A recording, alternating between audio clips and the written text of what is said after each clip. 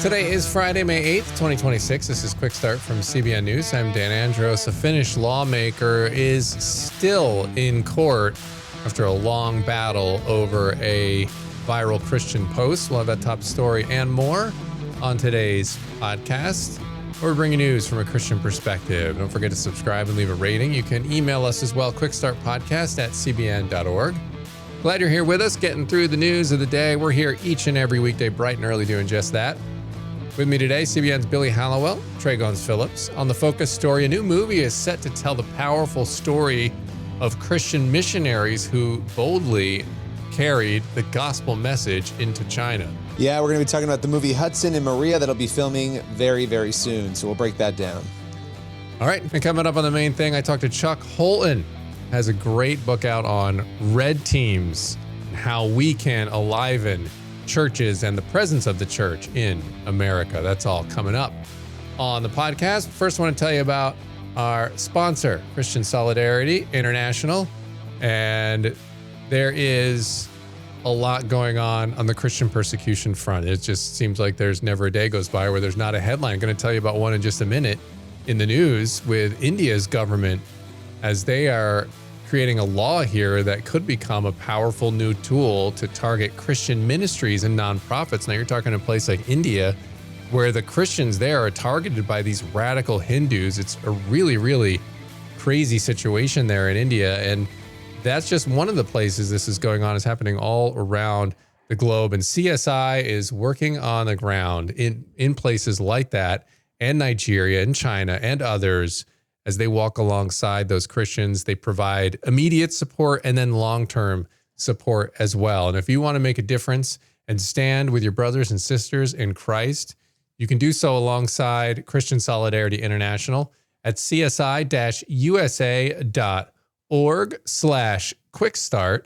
That's csi-usa.org/quickstart. All right, going to go to the news in 90 seconds now. And a Finnish lawmaker and longtime Christian leader, Päivi Räsänen, is taking her fight for free speech to Europe's highest human rights court after being convicted for a pamphlet she wrote more than 2 decades ago. The former interior minister was found guilty of hate speech, quote unquote, by Finland's Supreme Court over a 22-year-old Christian pamphlet defending biblical sexuality and criticizing homosexuality as sinful. The court ordered Räsänen to pay fines and demand all physical and digital copies of the pamphlet be destroyed. Her legal battle began after she posted a Bible verse from Romans in a 2019 tweet criticizing her church's support for LGBT pride events.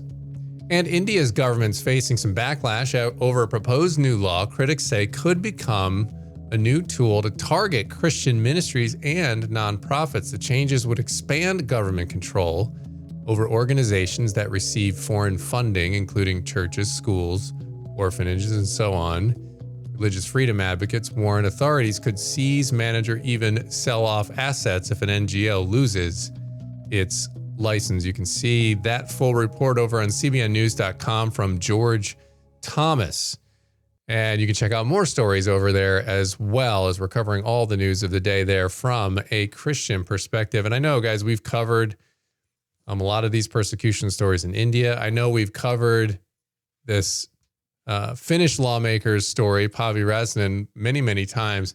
It's crazy. It reminds me a lot of the Christian baker, Jack Phillips, and how long he's had to be in court.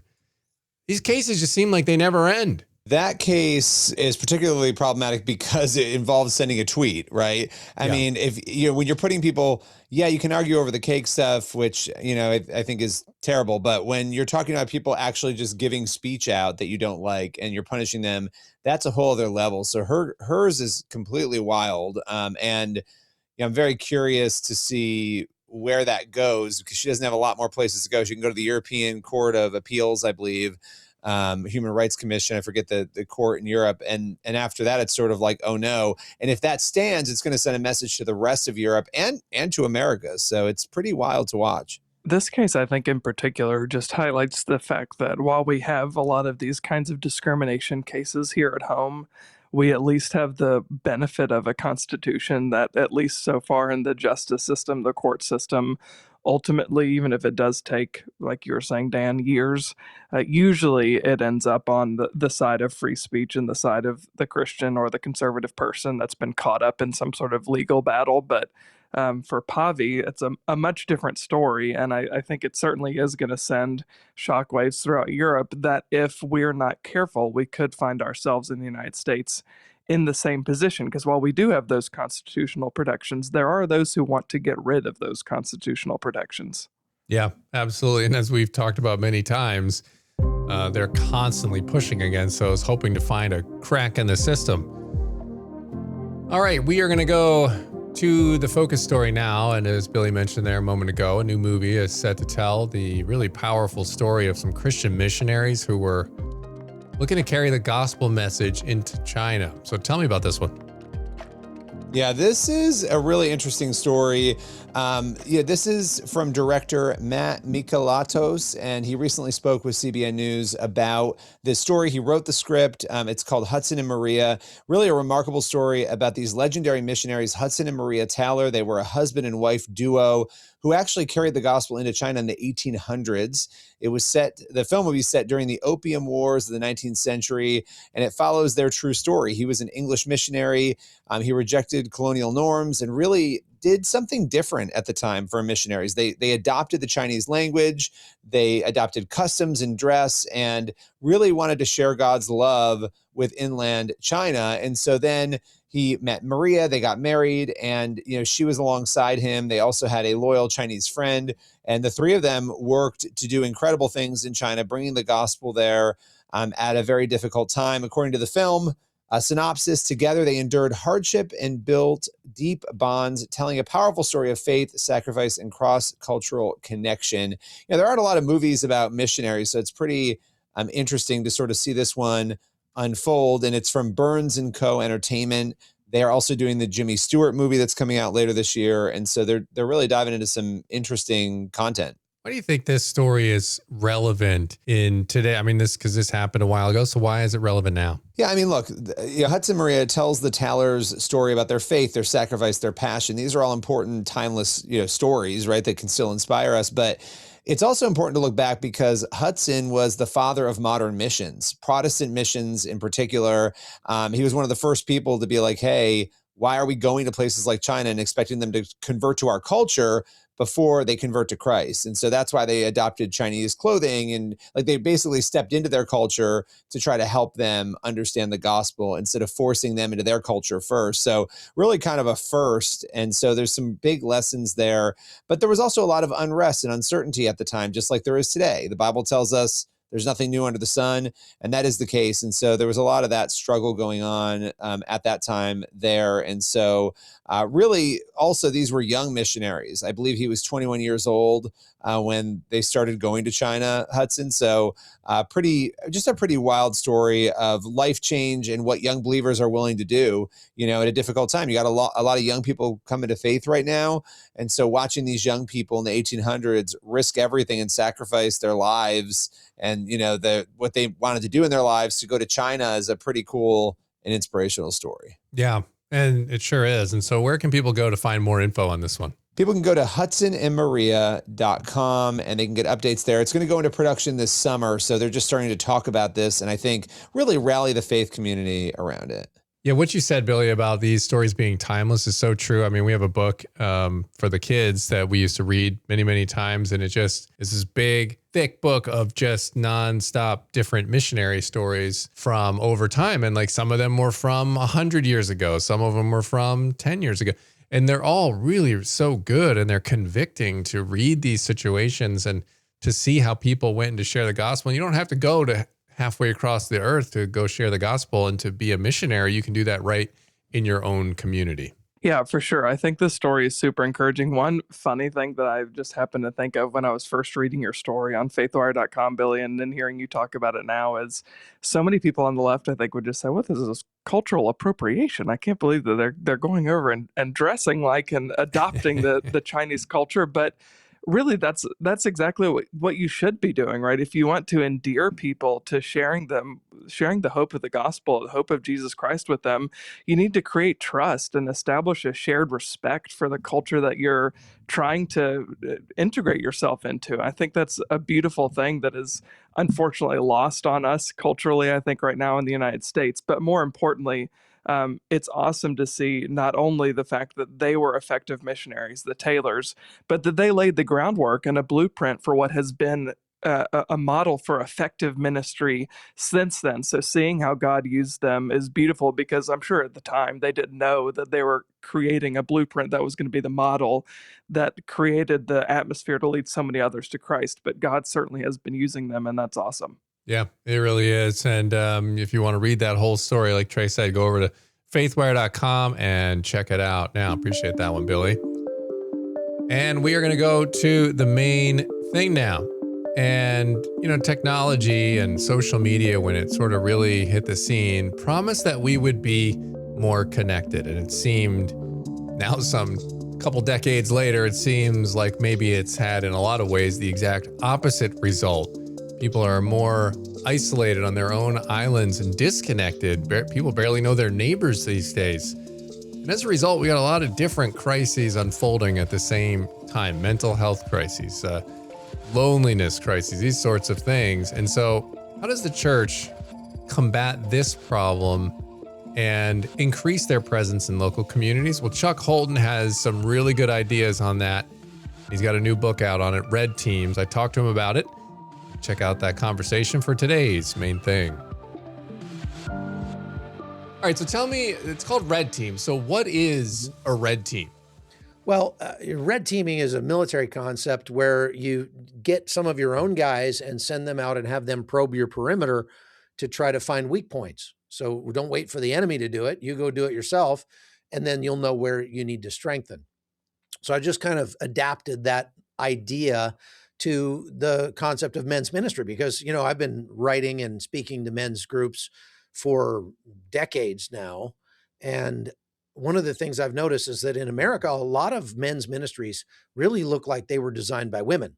It's like, let's get together on Thursday night and sit in a circle and share our feelings about what our daddies did to us, or whatever. And I really feel like men's ministry is missing the point, because instead of a ministry to men, what I think is better is a ministry through men to the community.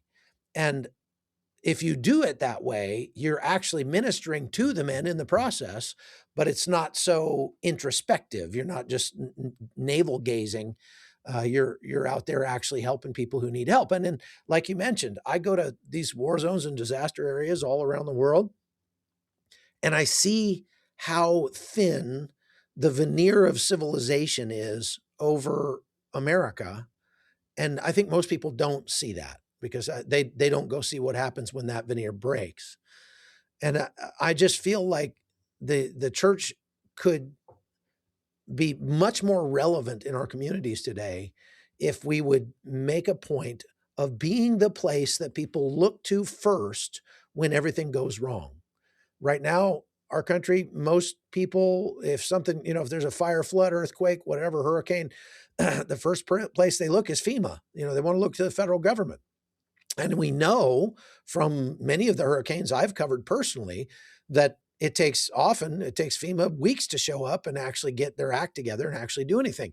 By then, there are usually ad hoc groups of men and women who get together to just spend their own money, take time off work and go into those disaster areas and help people in need, just out of the goodness of their own hearts. It's one of the great things about America. It's something that you don't see in other places around the world, by and large. Yeah. Is there those people volunteering to go in and help if they're in an area that's not affected. But I really believe that as time goes on, our community needs more and more a place in their own neighborhood where they can look to when things fall apart. Yeah, absolutely. And I mean, when you look at sort of the deficits we have in culture right now, and a lot of it, would you agree, has to do with passive men who have kind of abdicated their responsibility to be leaders in their own homes, first and foremost, and then in their local communities. Yeah, without a doubt. I've written about that a lot, actually. I've got a couple of books on that topic. And passivity is not just something that the world imposes on men, because the world wants men to be passive. They want them to be, don't do anything dangerous, don't do anything risky. Just, we do that to our teenagers all the time. We treat them like poodles instead of like men. And, but it also, passivity wells up from within. It's the natural bent of the male psyche because, it's just easier to just go along to get along, sit on the couch, play your video games, whatever. And men's ministry is, I think, doing a fairly good job of encouraging young men to eschew that kind of culture, to get out of that toxic trap of passive activity. However, the next step is to give them somewhere to focus their efforts, something and I think sometimes we try to make men's ministry far too spiritual. I think that it needs to be a lot more practical as well, and those two things go together very, very well. So we should be using not just our men's ministry, but our red teams at our church. It don't have to be men's ministries. It can be women too.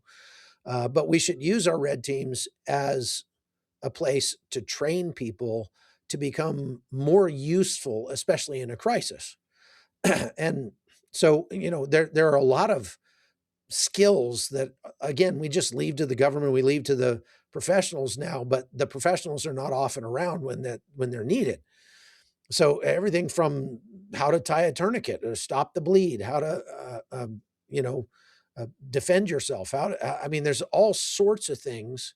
And one other thing we were talking about right before is just trying to get in shape.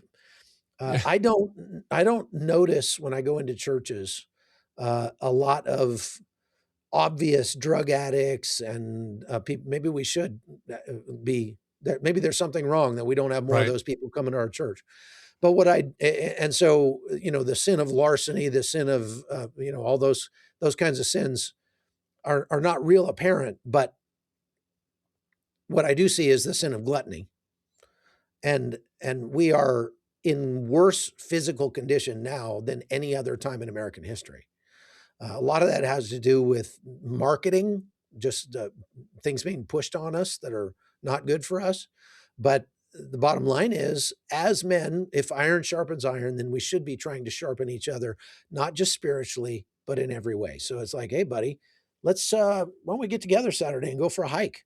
Why don't we go do a pickup game of basketball with our men's group and bring the young guys along so that we can form relationships with those people? And that's really what this book is all about.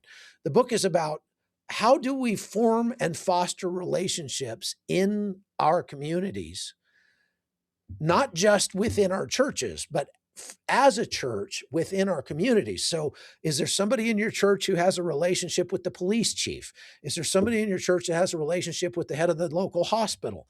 Is there somebody in your church that has reached out to the radio station or whatever and let them know, hey, if a hurricane hits or a flood hits or the power goes out or whatever, our church has a generator and we'll open it up as an emergency shelter for people to come get warm or cool off, depending on the time of year.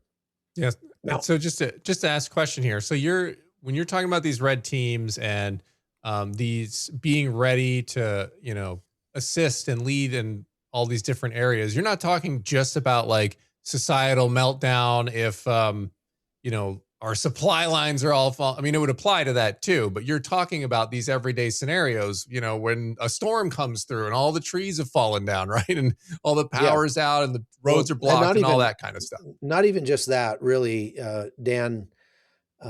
There's a lot of guys, it's, kind of de rigueur to be a prepper these days. A lot of people are stocking up with dried food in their basements and stuff like that, buying guns and ammunition for the zombie apocalypse. But what they don't realize is that the apocalypse is already here, but it just doesn't look like you think.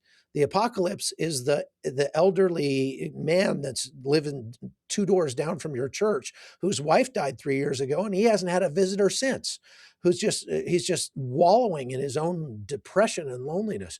The apocalypse looks like the likely girls in your own church who are hiding in their rooms, and they have their own page on OnlyFans and are selling their bodies for money without their parents' knowledge. That is happening a shocking amount of the time in America today. There are an absolutely mind-boggling number of girls who, unbeknownst to their parents, are getting naked online for strangers to make some money. And so that's what the apocalypse looks like. The apocalypse looks like a single mom who doesn't have a man around because her man bailed on her, and she's got a couple of kids she's trying to support and everything. And she's right there in your community. And our church doesn't know that she's there because we don't reach outside our doors that much. We have a missions program that goes to Guatemala and does beach ministry and waterfall ministry and, that sort of thing every year. But what are we doing in our own communities to map out the needs and the abilities and the resources that are in our own communities? And in so doing, we uncover these elderly and sick and single moms and people who just need God in their lives. And we do it in a way that's much more, I think, holistic and sort of organic.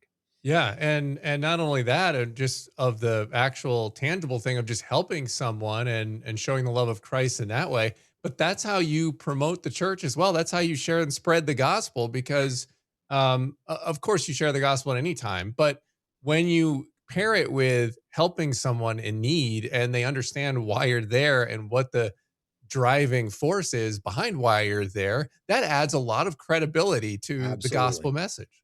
Yeah, you've got to earn her hearing. I mean, if you just walk up to somebody on the street and hit them over the head with your Bible and scream repent in their face, that's probably not going to have the desired outcome. But going and actually, living with somebody in their distress. What I mean is, the single mom whose toilet's backed up and she doesn't have money for a plumber. But if you got 3 plumbers in your church that could easily get a phone call and they'd be happy to just go by there and help her out with something like that. That is how you earn a hearing for the gospel. And it's something that we need to be more intentional about in our own communities. All right. If you want to check out that book, Red Teams, the link to get it there is in the description of this podcast episode. And that's going to leave us with time on the podcast for one last thing. We are looking at Psalm 73:26 today. It says, "My flesh and my heart may fail, but God is the strength of my heart and my portion forever." That's a powerful reminder when we're struggling, when we're looking for consistency, when we're looking to sort of grab on to something that is permanent, remembering that He truly is. Amen. Good spot to leave it on this edition of the Quick Start Podcast. As always, get on over to cbnnews.com, faithwire.com for more news from a Christian perspective. Hope you have a fantastic weekend. Lord willing, that creek don't rise up on us. We'll be back here on Monday with more. God bless. We'll see you then.